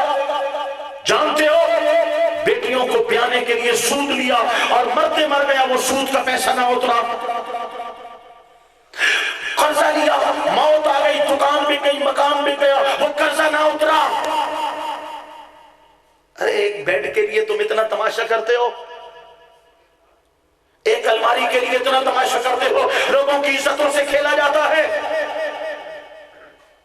ایسے جوان کیوں نہیں بنتے، ایسے مرد میدان کیوں نہیں بنتے کہ جا کر کہو اے سسر جی آپ کی مہربانی ہے، جگر کا ٹکڑا کاٹ کے دے رہے ہو، مجھے دنیا کی کوئی دولت نہیں چاہیے، میرے گھر میں اللہ کا دیا سب کچھ بہت ہے۔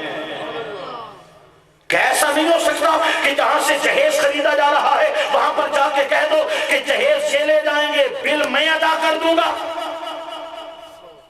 اللہ کریم نے جو نوازا ہے تو پھر کیوں وجہ کیا ہے؟ وہ غیرت مند آدمی ہے۔ گھر میں بیڈ پڑا ہے بیگم کا، برتن بیگم کے، گھر کے اندر قالین بیگم کا، گھر کے اندر فریج بیگم کی، گھر کے اندر ہر کام بیگم کا، اور بھائی تو کس چیز کا مرد ہے؟ بیگم کے مال پہ پڑ رہا ہے، بیگم کا مال کھا رہا ہے، بیگم کا سب کچھ استعمال کر رہا ہے۔ تیرے ذمہ حق مہر تھا، وہ بھی معاف کرا دیا، وہ بھی اندر طلب پہ چلا گیا۔ وہ جی شرعی لکھوانا، شرعی لکھوانا، شرعی یہاں پہ یاد آتا ہے تجھے جب ڈھول بج رہے ہیں، جب گانے بج رہے ہیں، رنڈیاں ناچ رہی ہیں، نٹوے ناچ رہے ہیں، ان پہ لاکھوں روپے اڑائے جا رہے ہیں، شرابیں، وہاں پہ شریعت یاد نہیں آئی۔ جب بچی کو دینے کی بات آئی تو تجھے شریعت یاد آ گئی۔ میراثیوں کو 1 لاکھ دے دیا اور ادھر سے بی بی معاف کر چاہ، معاف نہیں کی تھا نا، منہ پھڑکا کے بیٹھے تیمین جناب جہیز ہی معاف نہیں کی تھا، حق مہر ہی معاف نہیں کی تھا، یہ انسانیت ہے۔ اللہ اکبر، اللہ پاک ہماری قوم کو ہدایت عطا فرمائے۔ یہ شادی بیاہ پہ نٹوے، رنڈیاں، یہ کنجریاں، یہ نچوانا شریعت نہیں ہے، نکاح تو سنت ہے، عبادت ہے۔ قرآن پڑھتے ہوئے ڈھول بجاؤ گے، نعت پڑھتے ہوئے ڈھول بجواؤ گے، کنجریاں نچواؤ گے، بے ادبی ہے، تو نکاح کے وقت ہمیں یہ سارے شیطان کیوں یاد آ جاتے ہیں؟ بے برکتی نہیں ہوگی، خدا کا قہر نہیں ہوگا، گھر میں ناراضگیاں نہیں ہوگی، جھگڑے نہیں ہوں گے، وہ بسیرا ہوگا۔ اگر حضور کی نعت کی محفل سجائے گا، خدا کے ذکر کی محفل سجائے گا، اس نعت اور ذکر اور تلاوت کی برکتیں پوری زندگی اللہ پاک اس نئے جوڑے کو زندگی میں عطا فرمائے گا۔ اس لیے میرے دوستو، حضور نے فرمایا نوجوانوں شادیاں کرو، شادیاں کرو، شادیاں کرو، نکاح کرو۔ آقا جس کی طاقت نہ ہو فرمایا پھر روزے رکھو، نکاح کی طاقت نہیں ہے تو روزہ رکھو تاکہ گناہ سے بچ سکو۔ نکاح ہے نہیں، نکاح کا سوچا نہیں ہے، روزہ رمضان کا بھی نہیں رکھتے، نفلی کیا رکھیں گے؟ ذہن آوارہ، سوچے آوارہ، انٹرنیٹ پہ بربادی، گھر میں ٹیلی ویژن پہ بربادی، کیبل پہ بربادی، ڈش پہ بربادی، فحاشی، الیانی، ٹک ٹاک، یہ وہ، یہ بلا وہ بلا، سوچے ویران برباد ہو چکی ہیں، اندر باہر شیطانی قوتوں کا غلبہ ہو چکا ہے، جس کا انجام کیا ہے؟ نوجوان کو بولو نماز پڑھو تو کہتا ہے میرے کپڑے ناپاک ہیں۔ اگر آج سے 10 سال پہلے نوجوان کہتا تھا میرے کپڑے ناپاک ہیں تو وہ جھوٹ بولتا تھا، وہ کیونکہ وہ نماز سے بچنا چاہتا تھا۔ لیکن آج نوجوان کہتا ہے میرے کپڑے ناپاک ہیں تو وہ سچ کہتا ہے، کام ہی کوئی اور نہیں ہے، ہر وقت غلط کاموں میں پڑے ہوئے ہیں، اپنا دماغ خراب کر چکے ہیں، ذہن مفلوج ہو چکا ہے، سارا دن موبائل کی سکرین کو تک تک تک تک تک تک کے حال کیا ہو چکا ہے، قوم مفلوج ہو چکی ہے۔ اس شیطانی جنگل سے باہر آؤ، خدا رسول سے لو لگاؤ، قرآن کی تلاوتیں سیکھو، اپنی اولادوں کو دین سکھاؤ، اپنے اندر سے گندی رسمیں بدعات کو ختم کرو، حضور کی شریعت سے رشتہ جوڑو اور بتا دو کہ جس طرح نبی نبی کی ذات سے محبت ہے اسی طرح مصطفیٰ کی سیرت سے بھی محبت ہے۔ اللہ پاک سے دعا ہے میری ان چند کلمات کو اپنی بارگاہ میں شرف قبولیت نصیب فرمائے۔ ہماری خوش بختی ہے فخر سادات پیر سید محمد امجد عزیز شاہ صاحب اور آپ کے برادر اصغر سٹیٹ کی زینت ہیں، اور ان کو بھی شوق اور لگن یہی ہوتی ہے کہ اگر پیری مریدی کا سلسلہ جوڑ کے رکھنا ہے تو پھر حضور کی شریعت اور سنت کے ساتھ تعلق جوڑنا پڑے گا۔ یہی درد دل ہے ایک مرد مومن کا کہ کاش آقا کریم کی امت اپنے آقا کریم کی ذات سے جڑ جائے۔ اے خاصان رسول وقت دعا ہے امت پہ تیری آ کے عجب وقت پڑا ہے، وہ دین جو بڑی شان سے نکلا تھا وطن سے، پردیس میں آ کر وہ غریب الغربا ہے۔ فریاد ہے اے کشتی امت کے نگہباں، فریاد ہے اے کشتی امت کے نگہباں، بیڑا یہ تباہی کے قریب آن لگا ہے، تدبیر سنبھلنے کی ہمارے نہیں کوئی، تدبیر سنبھلنے کی ہمارے نہیں کوئی، بس ایک تیری دعا جو مقبول خدا ہے، امت پہ تیری آ کے عجب وقت پڑا ہے۔ وآخر دعوانا ان الحمدللہ رب العالمین۔ اگر حضور کی نعت کی محفل سجائے گا، خدا کے ذکر کی محفل سجائے گا، اس نعت اور ذکر اور تلاوت کی برکتیں پوری زندگی اللہ پاک اس نئے جوڑے کو زندگی میں عطا فرمائے گا۔ اس لیے میرے دوستو حضور نے فرمایا نوجوانوں شادیاں کرو، شادیاں کرو، شادیاں کرو، نکاح کرو۔ آقا جس کی طاقت نہ ہو فرمایا پھر روزے رکھو، نکاح کی طاقت نہیں ہے تو روزہ رکھو تاکہ گناہ سے بچ سکو۔ نکاح ہے نہیں، نکاح کا سوچا نہیں ہے، روزہ رمضان کا بھی نہیں رکھتے، نفلی کیا رکھیں گے؟ ذہن آوارہ، سوچے آوارہ، انٹرنیٹ پہ بربادی، گھر میں ٹیلی ویژن پہ بربادی، کیبل پہ بربادی، ڈش پہ بربادی، فحاشی، الیانی، ٹک ٹاک، یہ وہ، یہ بلا وہ بلا، سوچے ویران برباد ہو چکی ہے، اندر باہر شیطانی قوتوں کا غلبہ ہو چکا ہے، جس کا انجام کیا ہے؟ نوجوان کو بولو نماز پڑھو تو کہتا ہے میرے کپڑے ناپاک ہیں۔ اگر آج سے 10 سال پہلے نوجوان کہتا تھا میرے کپڑے ناپاک ہیں تو وہ جھوٹ بولتا تھا، وہ کیونکہ وہ نماز سے بچنا چاہتا تھا۔ لیکن آج نوجوان کہتا ہے میرے کپڑے ناپاک ہیں تو وہ سچ کہتا ہے، کام ہی کوئی اور نہیں ہے، ہر وقت غلط کاموں میں پڑے ہوئے ہیں، اپنا دماغ خراب کر چکے ہیں، ذہن مفلوج ہو چکا ہے، سارا دن موبائل کی سکرین کو تک تک تک تک تک تک کے حال کیا ہو چکا ہے، قوم مفلوج ہو چکی ہے۔ اس شیطانی چنگل سے باہر آؤ، خدا رسول سے لو لگاؤ، قرآن کی تلاوتیں سیکھو، اپنی اولادوں کو دین سکھاؤ، اپنے اندر سے گندی رسمیں بدعات کو ختم کرو، حضور کی شریعت سے رشتہ جوڑو اور بتا دو کہ جس طرح نبی کی ذات سے محبت ہے اسی طرح مصطفیٰ کی سیرت سے بھی محبت ہے۔ اللہ پاک سے دعا ہے میری ان چند کلمات کو اپنی بارگاہ میں شرف قبولیت نصیب فرمائے۔ ہماری خوش بختی ہے فخر سادات پیر سید محمد امجد عزیز شاہ صاحب اور آپ کے برادر اصغر سٹیٹ کی زینت ہیں، اور ان کو بھی شوق اور لگن یہی ہوتی ہے کہ اگر پیری مریدی کا سلسلہ جوڑ کے رکھنا ہے تو پھر حضور کی شریعت اور سنت کے ساتھ تعلق جوڑنا پڑے گا۔ یہی درد دل ہے ایک مرد مومن کا کہ کاش آقا کریم کی امت اپنے آقا کریم کی ذات سے جڑ جائے۔ اے خاصان رسول وقت دعا ہے امت پہ تیری آ کے عجب وقت پڑا ہے، وہ دین جو بڑی شان سے نکلا تھا وطن سے، پردیس میں آ کر وہ غریب الغربا ہے۔ فریاد ہے اے کشتی امت کے نگہباں، فریاد ہے اے کشتی امت کے نگہباں، بیڑا یہ تباہی کے قریب آن لگا ہے، تدبیر سنبھلنے کی ہمارے نہیں کوئی، تدبیر سنبھلنے کی ہمارے نہیں کوئی، بس ایک تیری دعا جو مقبول خدا ہے، امت پہ تیری آ کے عجب وقت پڑا ہے۔ وآخر دعوانا ان الحمدللہ رب العالمین۔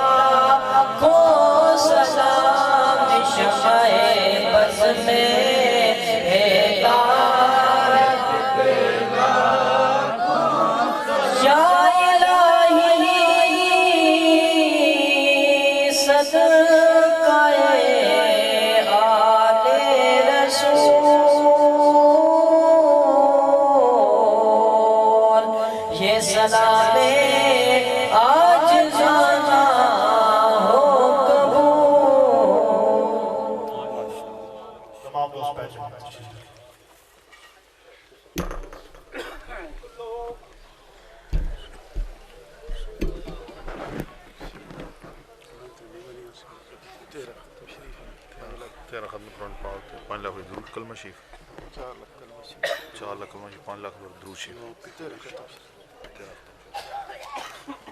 تمام حضرات دعا کے لیے ہاتھ اٹھائیں۔ یہ اپنا مدثر شاہ جی چونکہ نیا عمرہ کر کے آئے ہیں اور گنبد خضرا کے جلوے مسجد نبی کی بہاریں خانہ اللہم صلی علی سیدنا محمد وعلی آل سیدنا محمد طب القلوب ودوائها وعافیت الابدان وشفائها ونور الابصار وضیائها وعلی آلہ واصحابہ وبارک وسلم۔ ربنا ظلمنا انفسنا وان لم تغفر لنا وترحمنا لنکونن من الخاسرین۔ یا علی ہم نے جو محفل میلاد پاک سے اپنی بارگاہ میں شرف قبولیت عطا فرمائے۔